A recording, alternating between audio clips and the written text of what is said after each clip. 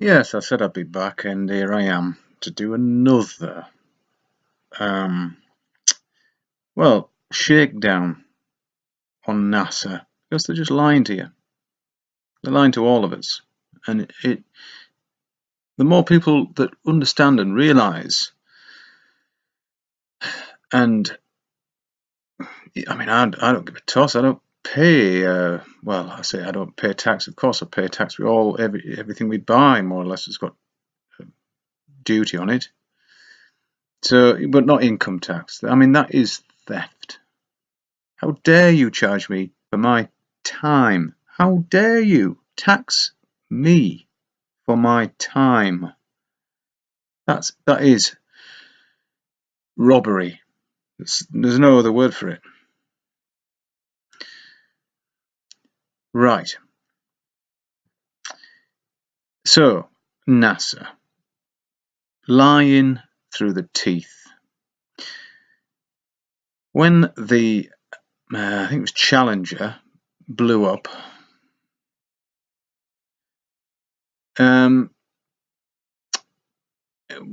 we all thought, oh, they're dead. In fact, NASA stood for need another 7 astronauts, didn't it? Did you hear that joke at the time? Hoo, how we laughed. But it turns out that they don't actually, because they're all still alive. Oh, well, maybe not all of them. Maybe one had a car accident and died or something. But we know that 6 of them are alive, and guess what? They're all working for the government. They're working as either lawyers or lecturers, and they're all using more or less their same name. If they were Michael, maybe Mickey. And guess what? As well, 2 of them profess to have identical twins. Yes. Okay. So, what a load of bollocks. NASA. Okay, they get something like $52 million a day. A day. A day. $52 million. You see, I can't even imagine $1 million. Really, having $1 million or £1 million. Let's just say it's pounds, because dollar, pounds, the same thing, really.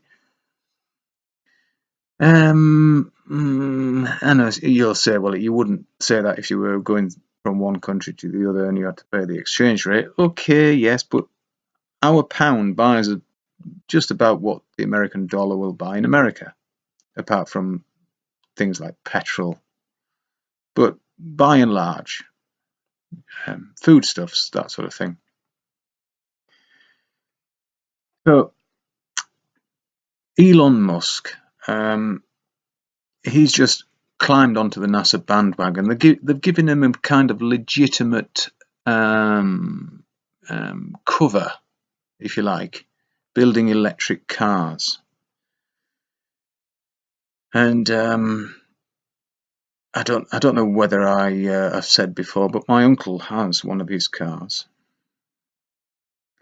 and I think he lives in Gloucestershire, and he's brought it up here once, up north with it, and I think it made it. I'm not sure about that. I should have asked him, but I didn't actually see him at that time. But then, of course, when he got up here, he had to recharge the battery. And who paid for that, I wonder?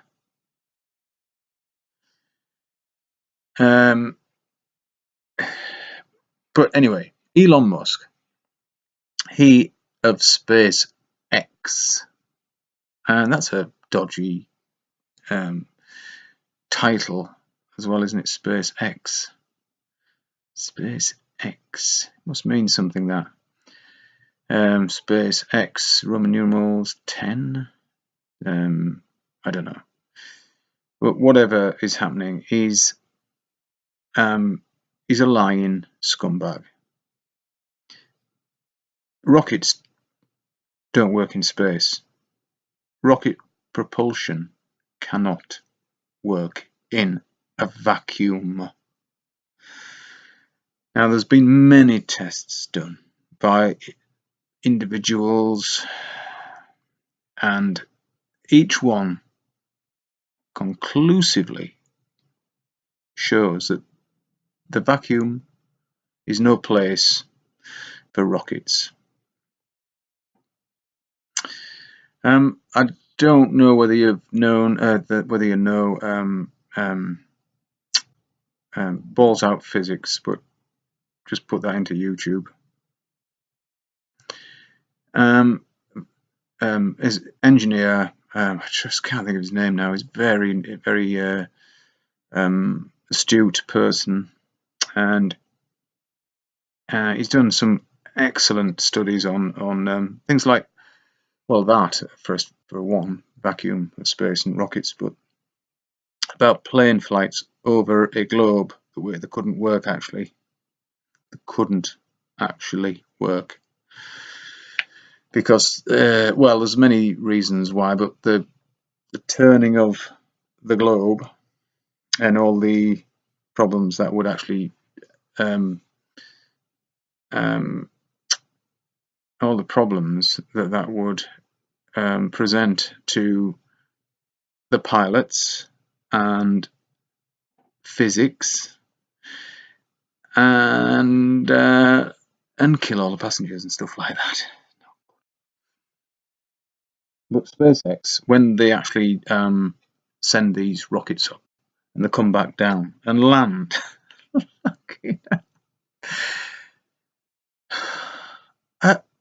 I honestly, if you really think that that's going on, if you really do, I don't know what to say to you. I do feel kind of sorry for you, but and I shouldn't. But just use your, your grey matter, just a little bit more. Just push yourself. Go on, and maybe do some experiments of your own, because you get to a certain size, and you could actually do this experiment, couldn't you, with a amateur home rocket. You can get kits actually. You can, well, you must have seen that one that went up, I don't know how many miles now, a great deal of miles, and people said it hit the dome because it went, but it didn't hit the dome. That's it's not what happened. I wouldn't say it's nonsense, because it probably is a dome, whether it's a physical barrier or not, I don't know. But it didn't hit the dome. What that was actually was the motor shutting off, I think that's what it was, and that's why it made the sound. But while it was going up, of course, it was photographing the surroundings, and guess what? The Earth's flat. And if you've seen the curve, you've seen a GoPro fisheye lens or similar, and that's all that is. So and actually, we know they use this on the fake station because, the fisheye lens, because the solar panels that are in the pool, of course, but the solar panels, when we view them through the fisheye lens, they're bent, they're curved, just like they would be through a fisheye lens. But I don't think they're manufactured like that. I think they'll be straight, won't they? Solar panels, I've never seen any bent ones. There's always, they're always rectangular or square. They certainly don't change in shape like they do on the space station. There may be bent, curved ones, round ones. I suppose you can get all kinds of shapes, but they don't change in shape when they're flying. I'm just about sick of the bullshit, because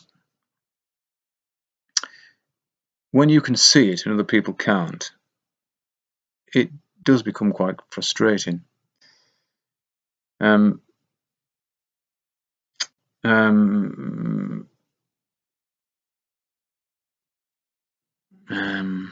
Yeah, it does become frustrating, and it becomes kind of,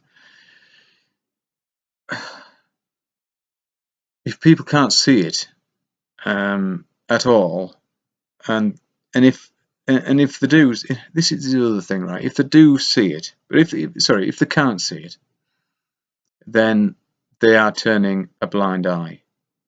They have to be. And if they say, yeah, I can see that, but so what?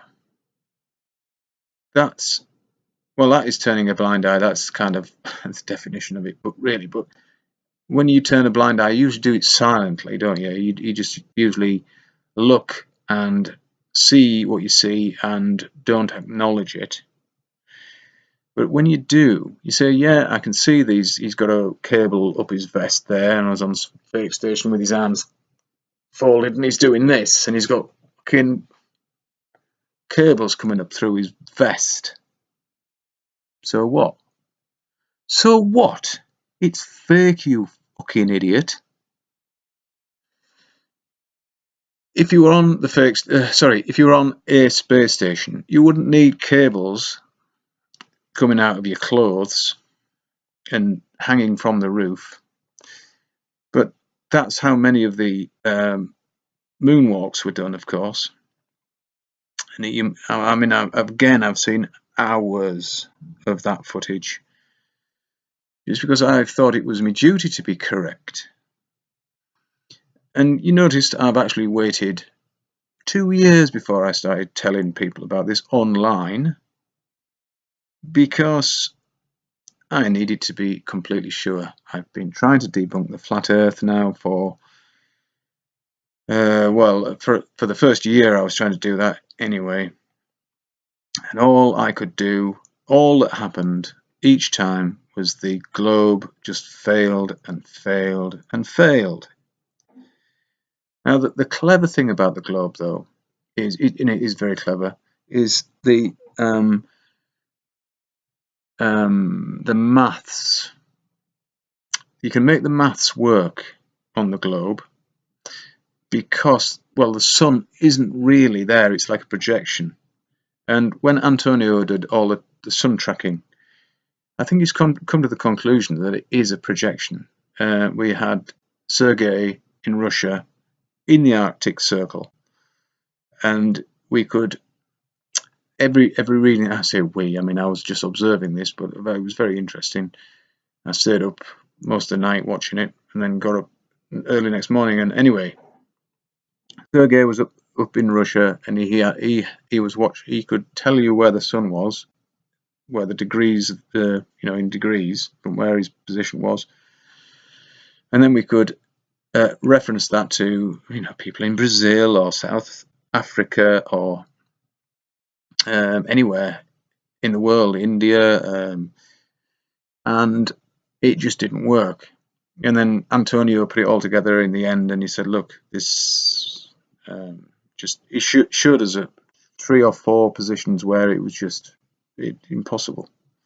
But the maths do work. Now, if you don't know Dr. Zach, I strongly advise you to go and look at Dr. Zach. Karen B and Antonio Subratz both kind of echo or put his work on their channels as well. But Dr. Zach, great fella, and he'll be able to tell you that the globe works out mathematically. But just like any language, you can lie. I can't think of a language that you can't lie in, and maths is a language. Universal, is that right now? I suppose it's universal. How big is the universe? But not very big anymore. But it is a universal language, meaning that it goes, through all barriers, and and it's bollocks.